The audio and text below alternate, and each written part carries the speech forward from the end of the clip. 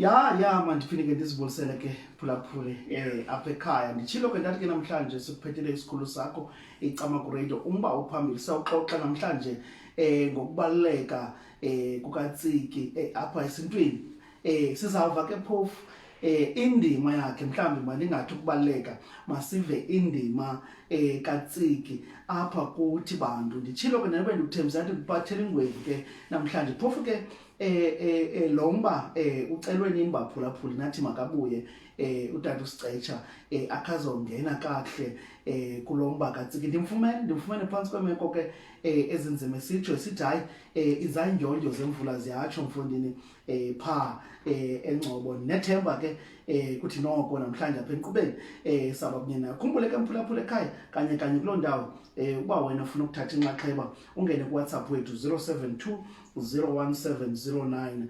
072 0170939 ba uSicecha masikwamkele enkqubeni tata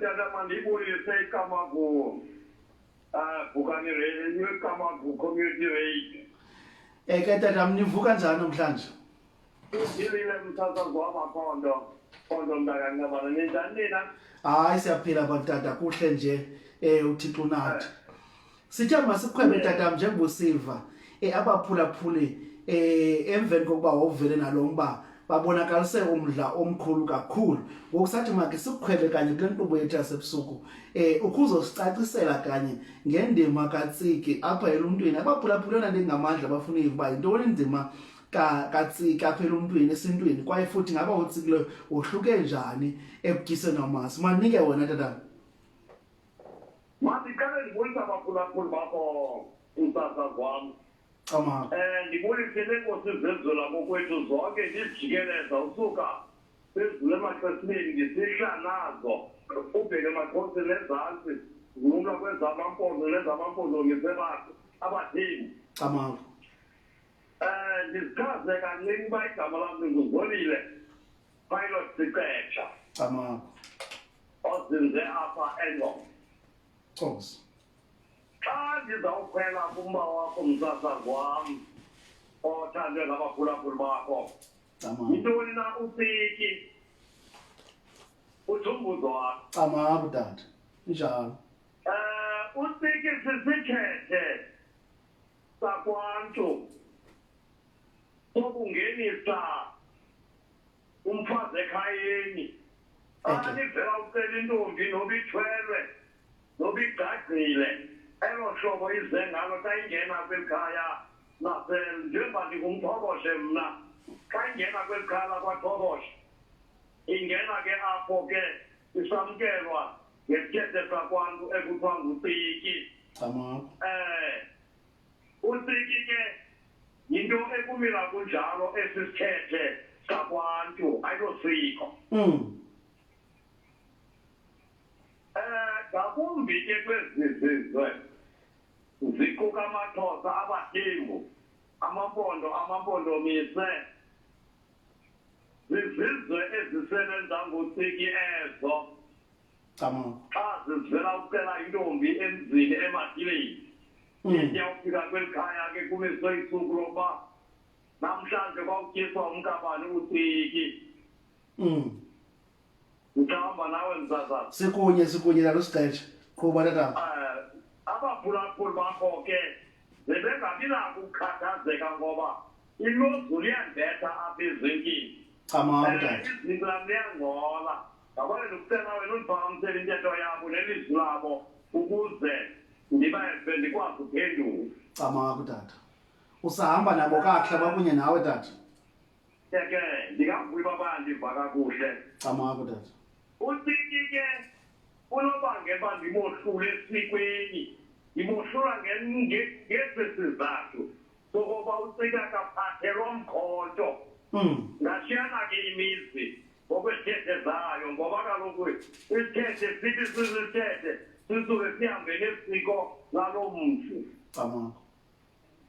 yindawo yokutyisa umntu ukutya ukwazi aqhelane nekhaya uba umntana uzelelwe kokulonina xa engena apha ekhayeni kuthiwa utyiswa ukutya kwenziwe into egazi ke aqhelele lo gusha noba ingayibhokhwe ke lapha komnye umzi kodwa kufuneke bekhona igazi elichithakalayo ukuze ngoba akazalelwa ngapha akatyelanga apha esitakani Camakho. nanozane emazinyasibhozo ke mkhathazi wam uza enezikhumiso zakokwabo eyithi ke loo nto ke msasazi ke siye simkhumise kwekhaya ukuba simwisele le gusha kasiki sithi ke mfana nasi ayinqomle wenzele lo makoti utsiki kodwa kungekho mazwi angakho sakwenza ke ngendlela ezahlukeneyo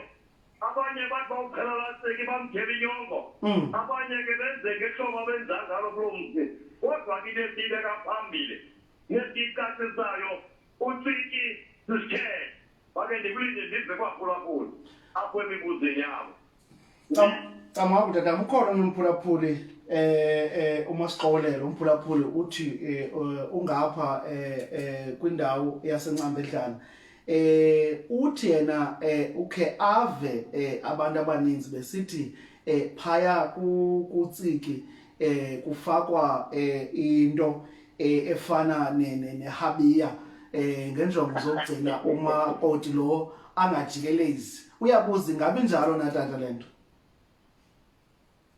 bendithi ayilosiko sithethe Camakho umzi ungenza ngehlobo lawo andinayibaleka lena ithethayo ihabiya ke yokugcina indoda ingamki nomfazi ke funeka egciniwe ngoba bezelwe ngumntana ezalwa nguyise emathileni ndoda nendoda ke iyawuqinisa umzi wayo ayifuni uphuncuka nangomnye kubantwana ebazeleyo ngoku unezikhumiso ke zakokwabo laa mntu ukuze zinzeke kweli khaya ahlale nathi masizame ukumqinisa ahlale apha kulo mzi ehlobo ke esawuthi senze ngalo thina apha emathileni andiyisusi loo nto ayithethayo ke otata lwaseNcambedlana okanye ngumfana waseNcambedlana ewe yinto eyenzekayo le nto leyo yinto efanele kwenzeka loo nto kodwa andifuni ukuyibeka kuloo ndawo utsiki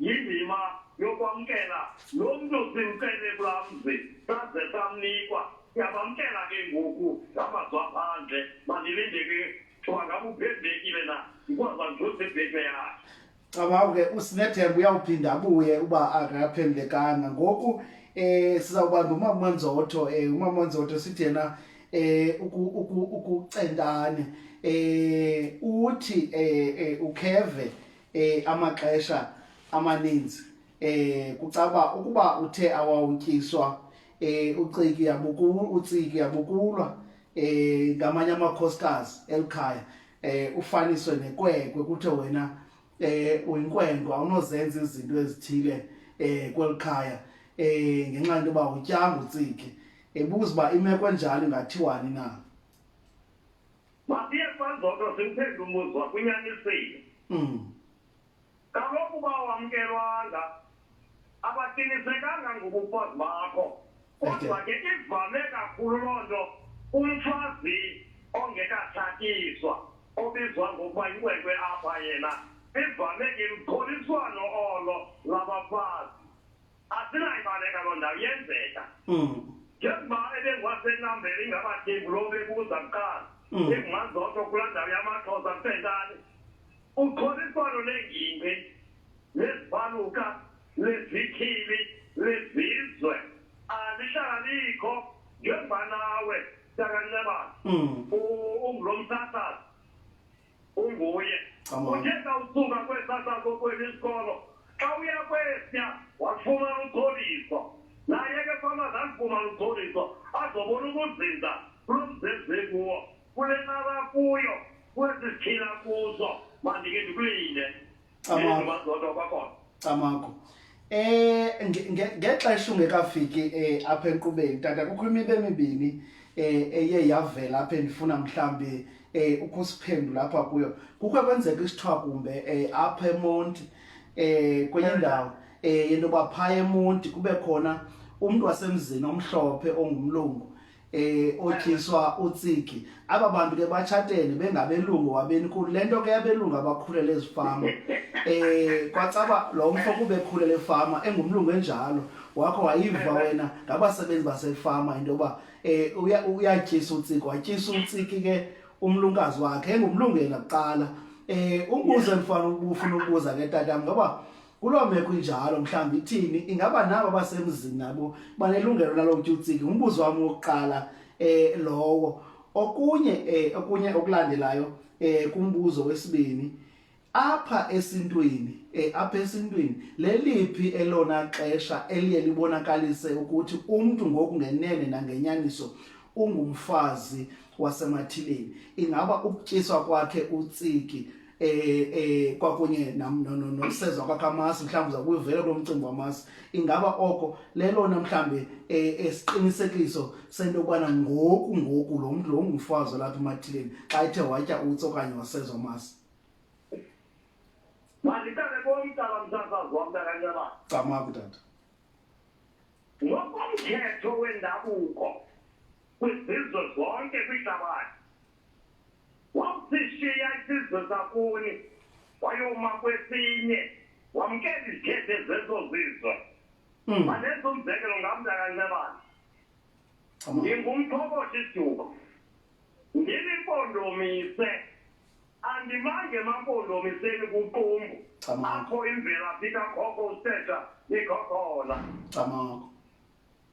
Ngime kwisizwe sabathengi eMaqwathini. Ngoku ndirhangulwe ngumthetho wamaqwathi phambi kwesizwe sabathengi. Amaqwathi zizizwana esisebathenjini njengoba abathengi benezizwana, benamabombane, benamaqwathi, benamarhoti izizwe sokuqala xabo esincinci izoba ngamahlubi. Zizizwane zabebathenjini ezo. Ezo ke zingingqi zabathebu njengabathebu besizizwe. Ngoku ke zinezithethe zazo, zinamasiko azo ezazizwana. Yakwamlungu kaBonyakona. Ngoku ke xa uphilisana nabantu beso sizwe uqhuba inkqubo zabo ezizizithethe.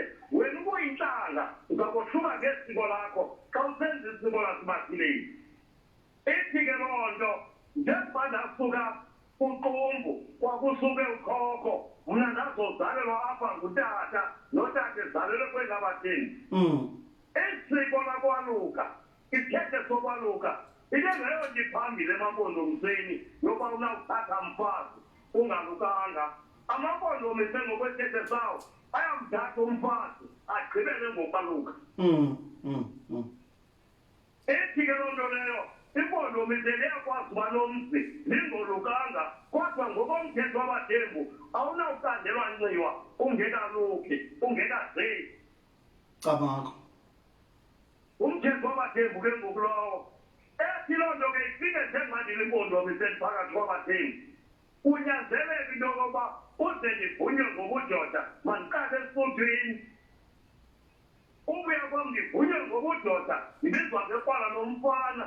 Wawugqiba ndizeke uze ndizokwazi ufumana inxiwa. Laa mlungu ke wenze ithethe kasemonti ngobume emaxhoseni akaphazami. Ngoba utya izinto zamaXhosa uzibuyisa ngantoni yena? Njengoba ebeseplasini ehleli naba bantu baseplasini esitya into zabo, esitya oosiki babafazi babo. Ngoku naye nomfazi makenze utsiki. Sisithethe siyakungqinela ke ngoba sithethe. Ngoba nogqibanga lo wokuqala umbuzo.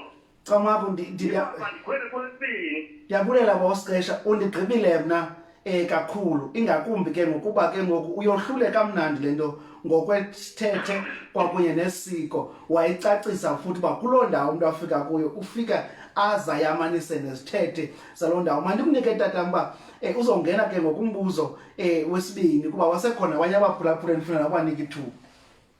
Bandavela usakanyabantu. Camaku tata. Ngezulu kuva kanzima. Mandiye ke ngoku kulomba wesibini besithe usikisithe. Ke akakaqiniseki ke abufazi lo muntu utyisa utsiki ungamtyisa xa umphekela utsiki namhlanje abaleke ngomba wezinto kwabo agadiswe laa nto uyiphethile aphundise laa nto ahambe iphume yonke loo habiya phume laa habiya yakho ngoku ke into emngqina kwangumfazi lutyiso lamasi umtshato ke ngoku lowo lukothelelo lokuba yona ringi yakwantu ke ngoku leyo unozibani apha emathileni wawatya amasi noba ingangabikho laa nto yonadula ilikhulu lineenkomo ezikhelwa nezempothulo nantontoni kuba ikhona laa bhoko lutyiswa amasi gqityisa gqibelwa ngumfazi yonke laa nto niyikhela noba icala belubuninzi nezezaa nto zenu kubekho amaswenyana kubekho ntontoni azisebenzi ngaphezu uba akakutyiswa ngamasi ubutyizele laa bhokwe buze laa bhokwe yokutyisa amasi ekugqibeni nabantazana ibhale esangweni nabantu asikisa ikabela intonga nabantu laa ndoda ilobolisagqithi nante ndiyinto laa nto ikabela intonga naloo zakuzaku ukabela intonga ulobolisa kakhulu hayi utyiswa amasi ugqibela amandla akaphelile ungathi ugolose ngapha koko xa bephule ezaa nkomo bezishiyekile uthi ngasibeni imthatha wow camako tata ungagoloza ngoku unesibalo goloza ngoku akazuhlala pha kuba kanandawo ungumfazi walapha akazulinda into yoba maqale bodlala abanye abantu kazawulala ngoba apha kwakhe odlala ngexesha acinge ngalo camako banawulapha emzini akhe mandikulinde ntani ba camako tata sizawubuya kulomba kuba ndifuna ukusahlulele kuba uthe xa uthetha ngokutyiswa kwamasi wathetha ngebhokhwe kanti phaa kutsiki bukwavela kwecala legusha kodwa sizawubuya tata ngifuna nje uthatha lo mphulaphuli unombuzo futhana nomphulaphuli kodwa phambi kuba ndiye kulo mphulaphuli mhlawumbi ndiqongqothe nje ivenkile yam ndiyabuya ndenjenje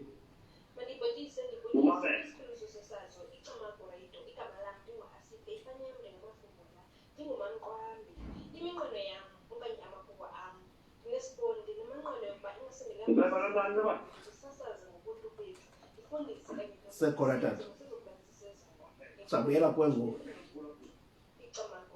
sisayevenkileni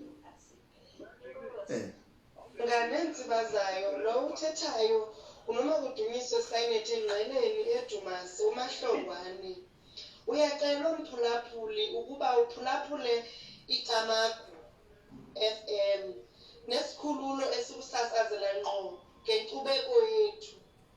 Icamagu liyafumaneka ku-www.icamagulive.co.za.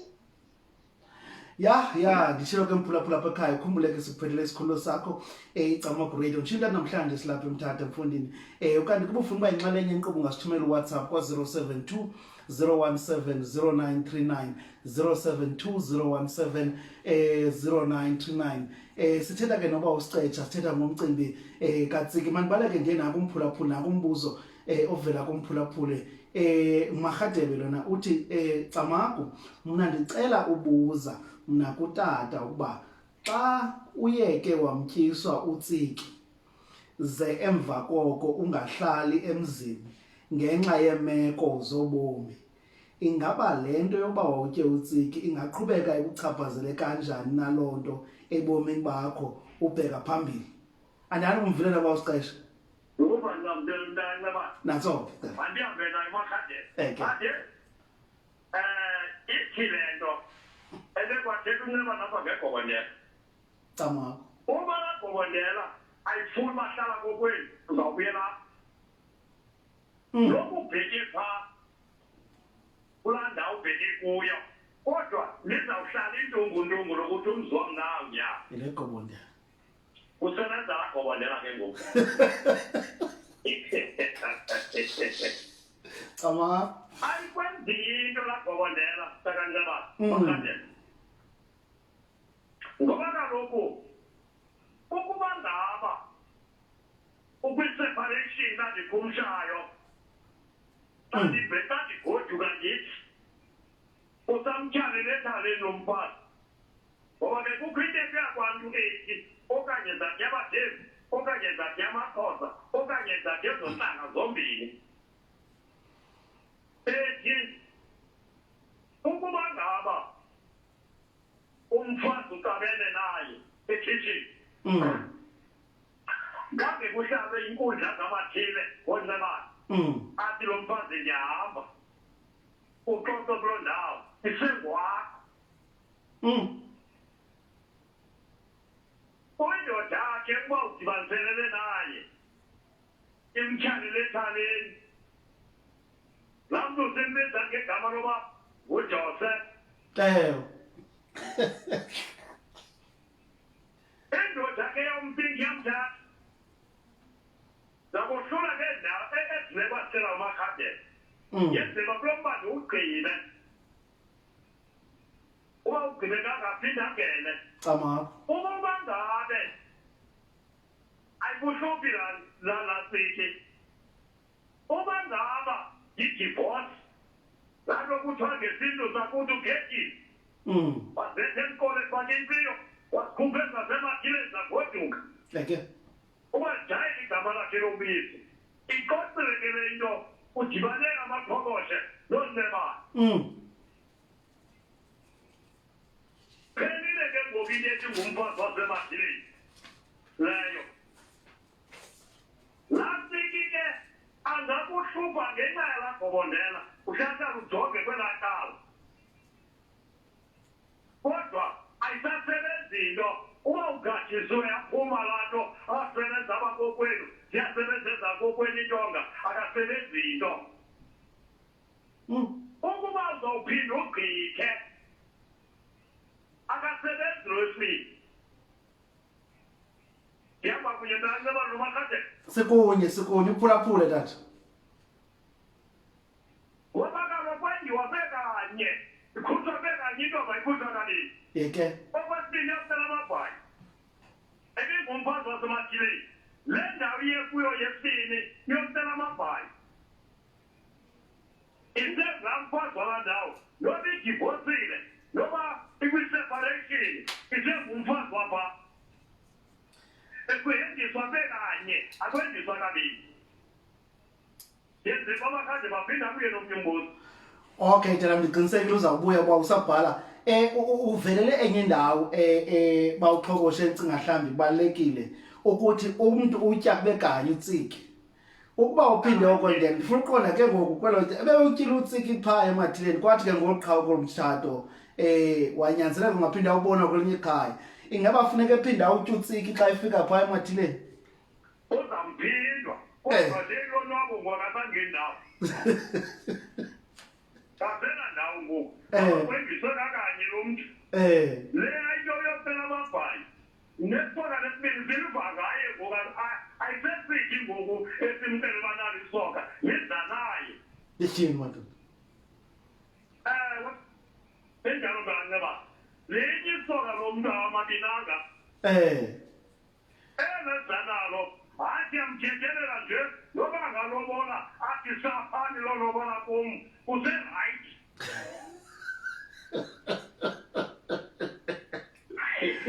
kulaa nto yokuba kuba selebuya emzini ngenxa yamava akhe kuba selebuya ngaphandle kwamava ngomthetho wakwathi ngomthetho wezizwe zehlabathi yeke kabini ngesikhono ngethezi ngesibondomise ngesizulu ngesixesile ngesisuthu wendiswa bekanye zonke ntaka zendisi kabini camakho siyaqoka kozibehlele ecakwethambo silikuvele enye isoka usekhona Ncebane ndikhona bawuxhokoshe ndimamele tatapha hayi ndithethilengeyonyani liyokutela amabhayi phaa kulaa ndawo itsho ke yethu into ento thina amaXhosa okanye thina amadini siyofuna amabhayi ukuba ngabe ushiye umntana kwam zokuqala xa esithi laa mntana elapha kulonini laa mntana xa egoduka esithi malume ndiyagoduka ngoku inike zami izinto njengoba abantwana befundile apho ubumkhulisile wathi ugqiba ukhula wafundela kusebenza athi malume ngimdala ngodigoduse nezanto ebelotyolwe ngazo udithatha mbom hamba nazo sezanyoko sebezokanyoko le ashiyeke kuwe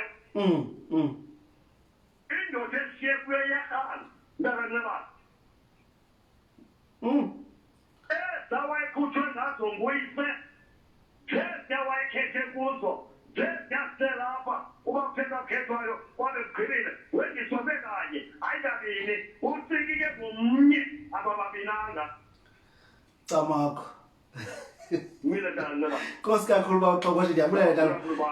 Man uMarhadebe naye pha uxolile uthi Camagu tata Camagu bawunciba ndiyabulela ndimamele unzima lo mcimbi kaTsiki uthi siyanzima yonke le uthi kodwa ke uyabulela uvile wehlulekile yena kwelakhe icala kuba uyayicacisa kangangoko wanele ukuvile ngoku bawuxokozela ndifuna ke ngoku ngexesha salinde abanye abaphulaphule sinotsiki ngapha sinokutyiswa ukusezwa kwamasi okanye utyiswa kwamasi noba ibizwa njani na sifuna ke ngoku tatam usikhankanyela uba ezi impawu umahluko mhlawumbi zeziphi izinto ezi zinto apho zahluka khona kwenzela uba kuba ngeke ndaqaphela ukuthi amaxesha amaninzi abantu bayayiphambanisa le nto yokutyisa utsiki kwakunye nokusezwa amasi bayenza into enye ngelinye ixesha kuthiwe kuba betyiswe utsiki kodwa umuntu usezwa amasi mhlawumbi zeziphi ezinto zohluka phi okanye mhlawumbi zifana phi ezi zinto zimbini utsiki lulamkelo longena kwakapha eminyaka Camagu utsiki umahluko ukhelwa ngabafana into yabafana inekide qa into yabafana utsiki andikeva nomnye umzi kwezintlanga zesithi utsiki ukhelwa indoda ehlaba yapha ekhaya ubezwa nje umfana nowangomnye umzali nqumle nakuhle kodwa ke alihambanga lonke ilizwe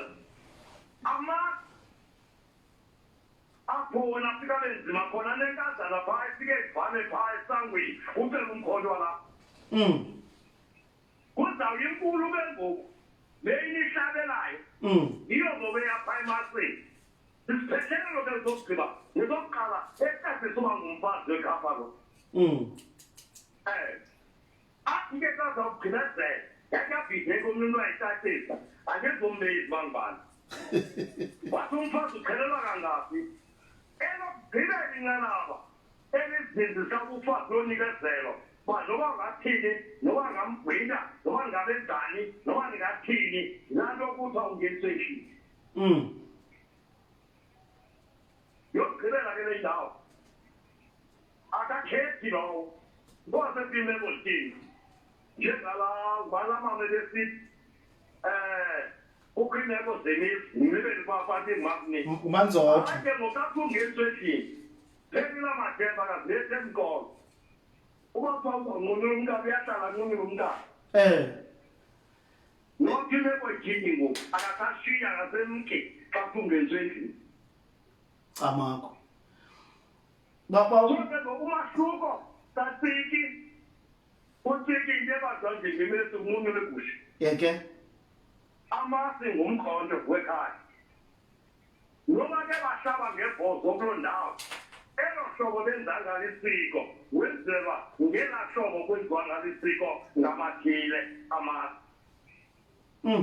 eyokugqibela ke angeniswe endlini Camagu mandibuze bawuxhokoshe kuba uye wathetha ngenkazana eye ivale umbuzo wam le nkazana mhlawumbi le umbuzo wam oqala ingaba sube mhlawumbi ivela kweliphi icala mhlawumbi kwicala lakulo myeni okanye mhlawumbi kwicala lakulo uthathwayo uza kwenza umfazi le nkazana yecala lakulo myeni le ivale esandleni kunigqitha kuyo niqale nihlawule kuyo yeke yalapho kuyalapho ekhaya uhlawula abantu bakhe uhlawula abantu bakulo ntombazana uhlawula abantu bomthakazi umthakazi ababazise umthakazi ngabo baqale baphume babatele ngoku ifanele lakazana ithango kayise amadoda lomzame ngapha emva kwayo mani ndibanikale kulankazana nina basemzini yake umbuzo wami ke ngokwesibili tata elo siko kanye ngaba liyefana likwalisiko elinye na neli lento ba ke ngokufuneka ke ngoku kuthiwa makohlaba umkhonto ke ngoku emaxhantini alapha ekhaya umtshakazi lowo inkosi ke ngoluthetha ngayo kwahlukene abantu ke ngoku ndina ngumuntu omnyama mosne wokuya kumcimbi omntanegazi wena ngoku ohlukene ke ngoku abantu umntanegazi ojudayo ohlaba umkhonto exhantini umntanegazi lowo andazi ke kwezinye izizwe noba yami into omnyama iyayenzana loo nto ivame ke bayazi ekhosini indawo ixelayo kuthiwe ke ngomakajuthe lo mfazi athi ubuphosile kuthiwe le nkosi mayiphindizeke uma besizwe ke kufuneka siphinde sikhuphe inkomo sizekela le nkosi lona uzawubekwa kwicala lomntu omnyama inkazana le nkosi akagona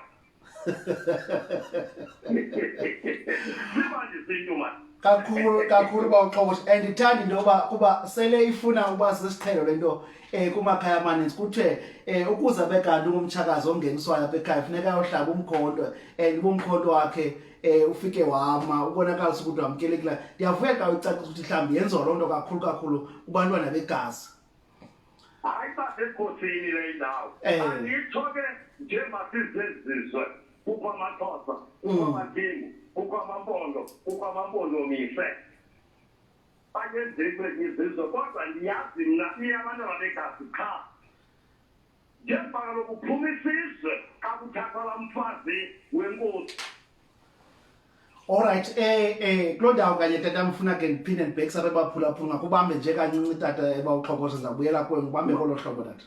Ngibambile tata nduya ndawo. Camakho.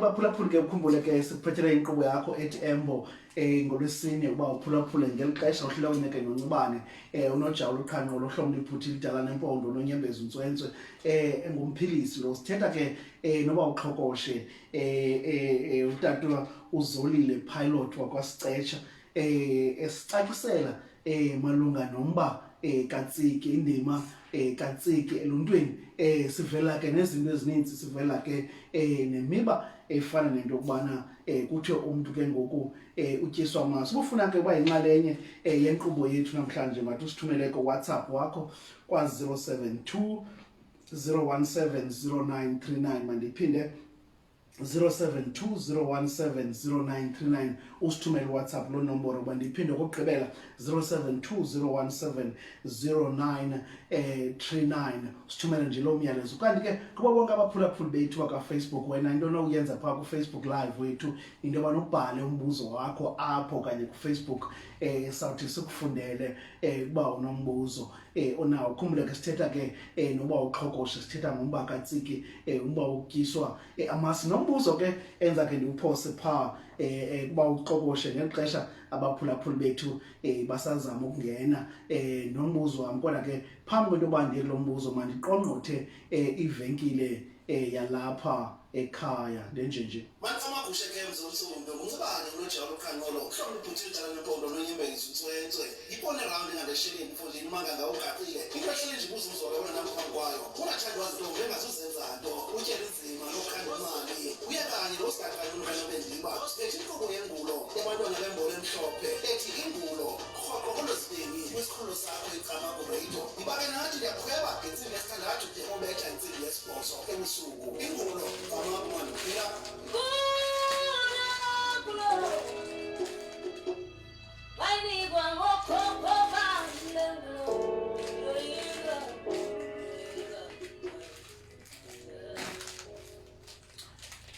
Yes, ngiliphinde ndamkela ke enkqubeni uphulaphula ke isikhulu sakho icamago radio kanti ke ubanele wakwamnothoza naye uthi ndiphulaphule tata ndikunye nawe apha enkqubeni sibamba ke pha ku Facebook live wethu 0720170939 0720170939 ngathi usibamba apho khona ke ngo WhatsApp banibuyele ke kakhulu kwakhona pha kuba uxhokoshe ba uxhokoshe khona umcimbi oyawuvela nawo tatam uba ke ngoku bakhwela xesha kuthiwe ke ngoku umtshakazi ungeniswa endlini umbuzo nawo ingaba lo mngeniso ndlini uyaxhela nawona ingaba khona ikhonto yokufuneka iwisiwe napha ekhaya xa sele ngeniswe endlini kwaye kuba funeka iwisiwe loo nto ingaba yintoni tata usekhona tata Ngenawe cama tata uvile umbuzo wami tata uvenga.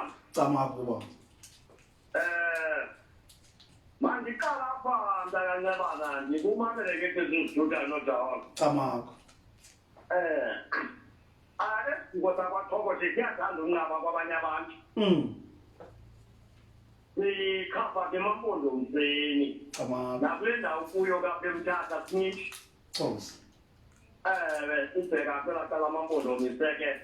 Apha engqobo umntana gqithi. Izinkomo zikamgase zikandonye zikathimba zikaboni. Ukathile sibananga nangazawugentala ethoka. cama Inkomo zikaqinisa zikaqhekwa zabalinzi ezandla zikandonye zikamdladla. cama Kuthiwa ngenzaba ungazithethi ingolana nomntu yokuphekela. cama Inkomo zikambhekeza zikamtyiba sezikanqande. cama Mandihambe nabaphulaphuli bakho. Thosi Ayingomtshakazi umntu owenzelwa laa nto ngumfazi. eke Kangangoba ke abanye abafazi bade basweleke bengayenzelwanga. Kuyacheba tata. Inkomo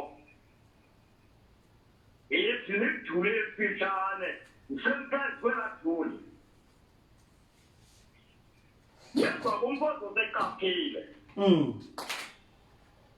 Ayibhamanga ukwenzela umtshakazi angekuboni. Andikayiva nasembalini kuthiwe umtshakazi uyangenisa endlini. Ngoba kuye kwenziwe kumntu osebonakele ukuzinza apha emzini. Kuthiwe ke ngongenisa endlini. Kuyacheba ke tata. Alright. Kwindlu emdaka eyenziweyo. Iqhutyelwa apho kuloo ndlu injalo ke loo nto. Abantu bakokwabo bafika kubamba abafazi bakokwabo nentombi zakokwabo ziyomthetha. Kuye ke ngokuqhelela nkomo noma okukhulu uhamba ngelo hlobo. azinze ngolo hlobo umfazi endlini Wabhengenise endlini akakawuphinde emkelo. Lokhu imeko zakho usungathi ilihlobo. cama kutata 072 siphinde sikhangele 072017 0939 phulaphula apha ekhaya inombolo yethu kaWhatsApp khumbule ke sizamkhulula uba uxhokoshe ngekudala uba unombuzo nawo singamyeka hambe mfundikani senombuzo 072 017 0939 WhatsApp line yethu okanye baphulaphula bonke bethu baka Facebook live ubhale umbuzo wakho pha ku Facebook live sizokwazi ba sicele uba uxhokoshe yakuphendula ukhumbula ke sithetha ke ngoku ngomtshakazi ngotsiki sithetha ke nangendima ekufanele ba dayihambe adesk abakanti uyongeniswa endlini kwindawo ke ayewayivela kakhulu ba uxhokoshe intsimba mhlawumbe baleke kakhulu into ba ngumfazi oseleqinile selenethuba elapha emzini oye angeniswe endlini into encinga ukuthi ke abantu abaninzi selethande into kubana bangayenzi ngokwesiko lalapha ekhaya mhlambi ke phambi koba simkhulule kuba ndineminqweno kakhulu apha kubawo uxhokoshe malunga namasiko ke ngoku ekufuneka kenziwelwe ke ngoku lo muntu uselapha ekhaya kangasele ikhanganye into yoba uqala utyisa utsiki bengamasi kufika ixesha loba ke ngoku umfazi angeniso ke ngoku endlini azokwazi uba azinze kwelikhaya abe nozinzile ndifuna uqonda bawuxhokoshe ngaba mhlambi into yokubana kuba ukhona nomphulaphuli bekwabuza kule veki pheleyo into yokubana umuntu angenzelwa amasiko akokwabo ade aphelele ingaba iba nayo na umthelela ngelixesha asemzini masithi mhlambi lo muntu ofanele wenzelwe nokuba intambo kokwabo okanye imbeleko ngamanye ixesha angazange bekambi yenzele ayogaleleka emzini ngoku ingaba mhlambi loo nto leyo mhlambi ibe nawo umthelelo okanye ibe nayo ingxaki phambili ngexesha asemzini. Ivamile njengoba kwenzeka loo nto leyo. Ngilungiselela uba umntu ozinyelweyo ukuthi mkhokothathe mgase okanye athi ndonya Camakho. Iba nobunzima. Iba na umthelela tanga. Mana rodawa. Ukhona into ethi yawuphuma impandla apha esintwini. Yake noza kuyabaphingula. Uthi yawuphuma impandla hayi akusekho umfazi uzawukhuthuka inhloko. Angabonakala njengomuntu okuleyo ngenye ixesha. Kanti zezanto angazenzelwanga kokwabo kulapho kwaba amasiko. Noxanduva lapho ke wena mntu ukubonela ntombi. Kanti imeko yakokwabo inzima. Ulungise umxhakazi wakho. Wenze ezi uqale ngezaza kokwabo. Yenza umzekelo. Uba kuyachazwa kokwabo uqale uyomchazisa. Uba kuyathonjiswa uhambe uyomthola ukuthi makawuthomba. Uba bengekaqatywa uqale ngomkaba. Uqala ngezokuqala zakokwabo. Phambi kokuzekako kwenamasiko ngoba lo lamasiko anomshwamo phakathi. Webuke ngoba uzoswamisa umuntu ongakangashwame kokwabo. Uyawuthi uyenzile ngathi kangihlale. Aphuphe esendisi. Aphuphe esithini abe nezimbo. Kukhona ndawo yasecaweni ibhida abantu abaningi. Zithonyalalisa izinto ngetawe niphumbuluke kubantwana okanye bazukulwane athethesele ngapha kwengcwaba nendisa umuntu ongapha kwengcwaba ngoku netyisa amasi umuntu ongapha kwengcwaba kanti lo mele lapha phezu komhlaba yandawo ke bendiyicacisa ndisithi uba umzi uyasokola okanye lo endile kuwo umyeni akagqiba ulobola okwayikhuphela kominye oqala umfazi akathengisi nodawa akunyanzelekanga ukuthi 10 uthi 12 ngoku uyocela ubuhlobo so ke ngokwela gama lithi lobola lithi thenga abantu mabayohlule ngoba kukho abantu bakuthi basesilungwini base balinganisa amangesi bathi you buy white hayi man ayihambe kanjalo. Uyabona abantu bamhlophe basibhidisa xa begxeka into zakuthi kuthi banathela lwimi labo siyathanda sifike sithetha laa nto yabo ngoku sitolika isintu ngesilungu. Uyandiva mona? Camakho ndikunye nawe wawuxhokosha. So uba nazingxaki ngoba kaloku xa ekhutshwa kokwabo ukhutshwa emaxhantini ngakumbi xa iyokwendiswa ukhutshwa phakathi emaxhantini akokwabo. Loo nto ke ngoku iqala ke ngoba kuyanikezelwa kulaa mizi ngoba kanawunikezelwa kokwabo engakangenzelwa into zakokwabo kufuneke ziqalile zakokwabo azenzelwe zonke into zobuntwana kakazofikelela ebudaleni zenziwe zonke futhi naxa ingumntu ophawulweyo kwiinto ezifana nobulunga kwiinto ezifana nobugqirha zihambe lula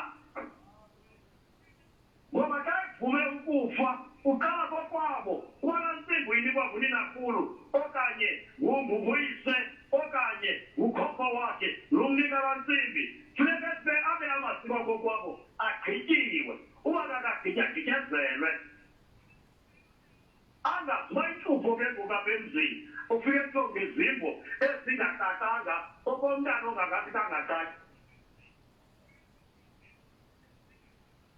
anganawo usenamnonabani Ndikunye nawe wawuxhokosha. okay yoyikuthetha ndodwa Hayi qhuba tata ndikhona. Ngizake kwinto ethike takunxebana yonke loo nto umsasazi wam umntu uyenziwa abe ngumntu kuzo zonke intlanga into enayinto esibhidisayo abelo mntu abesenza amasiko wabo asibaboni sifuna ubabona. Yintoni baqubhiselwane yintoni baqhelisa abelungu bayelwane baxhela lapha esindlini ingekazubiza wena ngoku awungomntu akwabo kaloku ngezathina kasipha kokwenu sithiya sekonxebane kodwa singamaxhokoshe singamagcina singamayirha singamabangula singamantontoni kodwa xa wenza into phako kwethu siyajika siyoba ngabapha sawukhathela unqebane sonke phasela unqebane labamngqongeni wow sawuvuma sonke singonqebane nanto ke ngokufike kusithiwa ngqina kodwa ke ngoba abanisenze isiko lako kwenu nithethe niphume endlini nihambe niyongena emakhankini kodwa phambi koba ningene ebuhlanti sifamile apha esintwini singawunika indoda elala ingqini engqina ntoni uba yenzekile le nto kuba kaloku siphuma mnongo omnye thina msomnyama andithi uba sivile kumntu omnye lapha mhlophe ngoba sivela kadam sonke umbuzo wakho mntana cabanga umgase cabanga bawundonya ndizakukhulula tatam ba ke abaphulaphuli ndiyaqonda baxolile pha baninzi ndiyabona bakhona hayi baxolile kakhulu phambi kodwa ke phambi kwento ndikhulula uzokwazi tatam into yokuba uyobeka amacala ndizawufuna nje amazwi akho okugqibela kulo mcimbi ngakumbi ngokubhekisele kwimiba yesintu ndizokwazi into yoba ndikukhulule noko uzokwazi na ube nethuba lento yobana ubeke amacala amazwi akho okugqibela bawuqhokosha ungathini kulo mcimbi ngokwasesintwini bawuncebane camako nabaphulaphuli bakho ndiyavuya xa ndikuntabe ndibuza ndinikezele apho ndizoyisakele khona ndiyabona ke le ndawo andiyazi ndiyanto ndithi ndizichazayo ndizichaza uba ndime ebathenji ndingumthembi ilwimi endilithethayo lelabathembi ingathi zona endithetha ngazo zezabathembi ndiphantsi kwesizwe samaqwathi andikho nzulu ngesimpondomise njengesiduko sam ndilimpondomise ngoba kaloku andizalelwa ngemampondomiseni ke ngokumntu makaphile ngobuntu bakhe ngoba kaloku unesezisenza kube nemikhwa nemikhuba phandle apha kukungavezi into zasemakhaya babe bekhalaba abantu babesizele babe bembomba abantu babe bequmbile besizele ngomva abalekile kamasiko akukuthi nezithethe zethu ngoba ezithethe zidibene ngazo siseso sizwe sithi maze sizwe sakokwethu kwaba baphila kule mimoya aba basigadileyo aba singababonyonga behlenyama ngabo kabasithandazelayo asithandaza bona thina bona bawusiyela kuthixo oyena ungumdali nangoba amazwi wam ngokugqibela mntakancebana nditsho njalo ke nodawolo ime Camagu bawuqhokoshe camagu ngase camagu ndonya siyabulela tatam thina siziva sinewonga uba kunye nawe apha enkqubeni sinethemba futhi kwanjalo uba njalo sifuna usenga kulo mbele uyawusoloko uba kunye nathi apha enkqubeni xa sikhweba kwimiba ngemiba emininzi lapha kwabantu senza umbulelo ongasenzisiyo sesisikhululo sakho sesintu